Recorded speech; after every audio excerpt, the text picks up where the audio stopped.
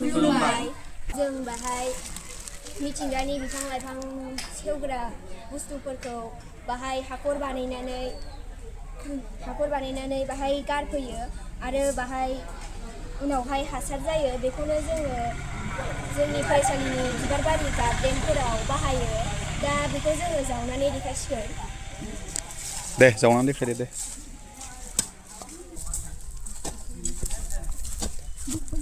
दा बे हासारखौ बबाव बाहायो नोंसोरलाय बे हासारखौ जोंनि स्कुलनि गार्डेन आरो किचेन गार्डेनाव बाहायो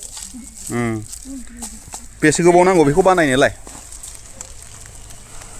2 मास 3 मास 4 मास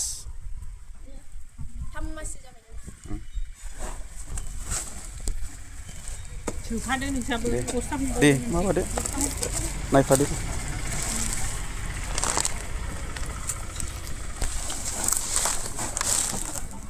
मा होनो बेखौ जैबिक हासार होनो ना कम्पस्ट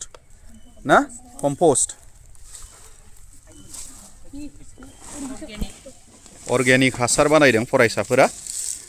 बड'सा हायार सेकेन्डारि स्कुलनि बिसोरो टीम बी क्लास 9 निफ्राय दा बाव साबा टीम मेम्बार्स दङ दा स्कुलनि बाउन्ड्रिनि साखाथियावनो बिसोरो बे हासारखौ बानायदों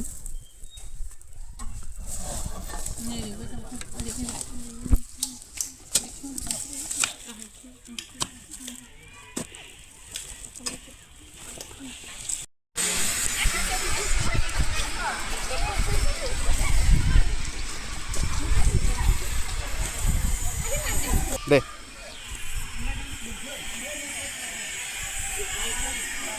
दा जोङो नैबे हासारखौ बाहाय लगायनानै नैबे स्नेक प्लान्टखौ गायनो नागिरदों